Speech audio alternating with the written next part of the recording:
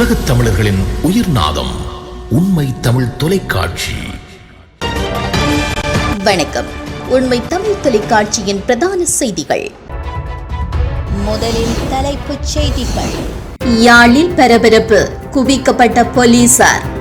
யாழ் வந்த ஜனாதிபதி அனுர, வேலையில்லா பட்டதாரிகள் கவன ஈர்ப்பு. மாவையின் உடலுக்கு ஜனாதிபதி அனுர அஞ்சலி.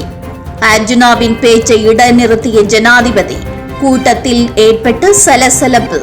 விடுதலை புலிகள் மீது மஹிந்தவுக்கு தற்போது ஏற்பட்டுள்ள அச்சம். நிறுத்தப்படுகிறது அரிசி இறக்குமதி. விமானம் மற்றும் முழங்கு வானூர்தி விபத்து, 67 பேர் உயிரிழப்பு. இனி விரிவான செய்திகள்.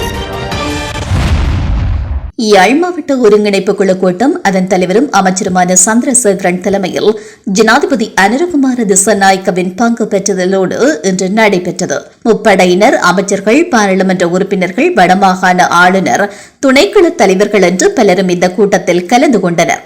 இந்த கூட்டத்தில் வழமைக்கு மாறான பாதுகாப்பு பலப்படுத்தப்பட்டுள்ளதோடு சோதனை நடவடிக்கைகளும் இடம்பெற்றிருந்தமை குறிப்பிடத்தக்கது. யாழ் மாவட்ட செயலகத்திற்கு முன்பாக கவனஈர்ப்பு போராட்டம் ஒன்று முன்னெடுக்கப்பட்டது. குறித்த போராட்டமானது வடமாகாண வேலையில்லா பட்டதாரிகள் ஒன்றியத்தினால் இன்றைய தினம் முன்னெடுக்கப்பட்டது. இதன்போது போராட்டக்காரர்கள் பல்வேறு பதாதைகளை ஏந்தி கோஷங்களையும் எழுப்பியிருந்தனர். போலீசார் குவிக்கப்பட்டு போராட்டத்தை கட்டுக்குள் கொண்டுவர முயற்சிகள் மேற்கொள்ளப்பட்டது.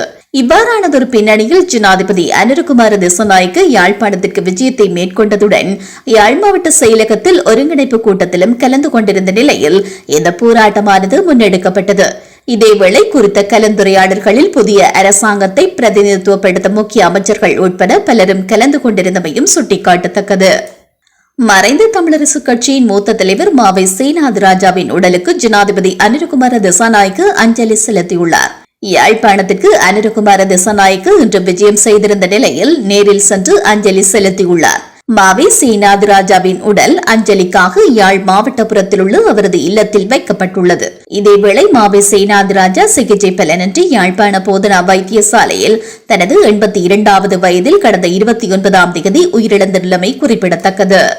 யாழ் மாவட்ட ஒருங்கிணைப்பு குழு கூட்டத்தில் நாடாளுமன்ற உறுப்பினர் ராமநாதன் அர்ஜுனா உரையாற்றிக் கொண்டிருந்த போது இடையில் அவரது உரையை மறைத்து ஜனாதிபதி விளக்கம் அளித்துள்ளார். வடக்கு கிழக்கிலே வைத்தியர்கள் நியமிக்கப்படும் போது அவர்களின் தகமை அடிப்படையிலேயே நியமனம் வழங்கப்படும்.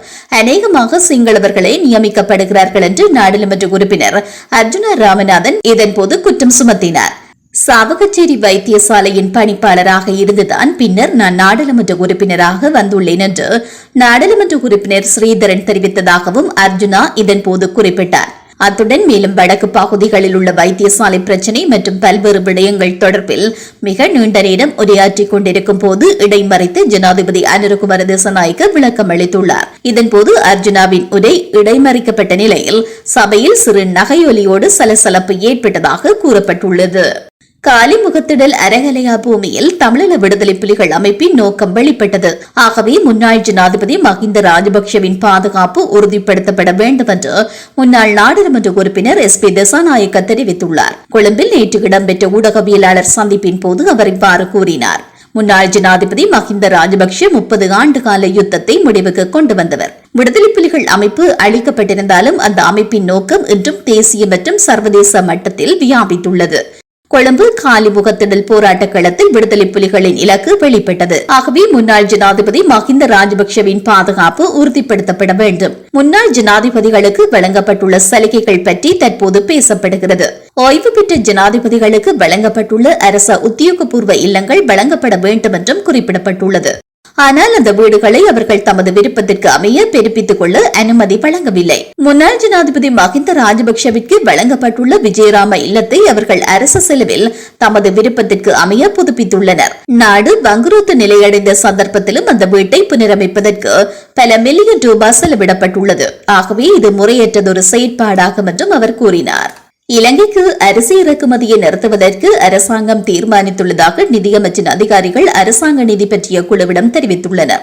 இதன்படி அறுவடை ஏற்கனவே ஆரம்பிக்கப்பட்டுள்ள நிலையில் தேவையான அரிசி இருப்புகளை பெற முடியும் என்று அண்மையில் நடைபெற்ற அரசாங்க நிதி பற்றிய குழு கூட்டத்தில் அமைச்சின் அதிகாரிகள் சுட்டிக்காட்டியுள்ளனர். எதிர்காலத்தில் நெல்லை கொள்வனவு செய்வதற்காக திரைசேரியிடமிருந்து நெல் சந்தைப்படுத்துதல் சபைக்கு வழங்கப்பட உள்ள 5 பில்லியன் ரூபாய் நிதி குறித்து வினவிய குழுவின் தலைவரும் நாடாளுமன்ற உறுப்பினருமான கலாநிதி ஹர்சடி சில்வா அந்த நிதியை உரிய முறையில் பயன்படுத்துவதற்கான திட்டமொன்றின் அவசியத்தையும் வலியுறுத்தியுள்ளதாக தெரிய வருகிறது.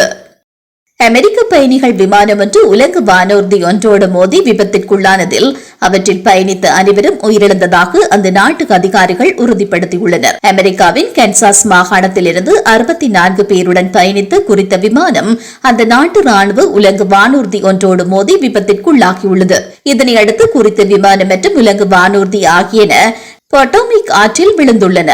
இந்த சம்பவம் நேற்று காலை அமெரிக்காவின் ரொனால்ட் ரீகன் தேசிய விமான நிலையத்தில் விமானம் தரையிறங்குவதற்கு தயாரான நிலையில் இடம்பெற்றுள்ளது.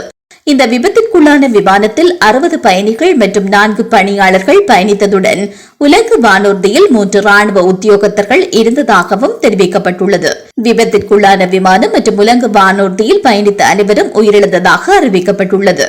இதேவேளை 20 ஆண்டுகளுக்கு பின்னர் அமெரிக்காவில் நடந்த மிக மோசமான விமான விபத்து இதுவாகும் என்று சர்வதேச ஊடகங்கள் தெரிவித்துள்ளன. மீண்டும் தலைப்புச் செய்திகள். யாழில் பரபரப்பு, குவிக்கப்பட்ட போலீசார். யாழ் வந்த ஜனாதிபதி அனுர, வேலையில்லா பட்டதாரிகள் கவன ஈர்ப்பு. மாவையின் உடலுக்கு ஜனாதிபதி அனுர அஞ்சலி. அர்ஜுனாவின் பேச்சை இடைநிறுத்திய ஜனாதிபதி. கூட்டத்தில் ஏற்பட்ட சலசலப்பு. விடுதலை புலிகள் மீது மஹிந்தவுக்கு தற்போது ஏற்பட்டுள்ள அச்சம். நிறுத்தப்படுகிறது அரிசி இறக்குமதி. விமானம் மற்றும் உலங்கு வானூர்தி விபத்து, 67 பேர் உயிரிழப்பு. இத்துடன் இந்த செய்திகள் நிறைவடைகின்றன. மேலதிக செய்திகளை தெரிந்து கொள்ள உண்மை தமிழ் தொலைக்காட்சியோடு இணைந்திருங்கள். வணக்கம். உலகத் தமிழர்களின் உயிர்நாதம் உண்மை தமிழ் தொலைக்காட்சி.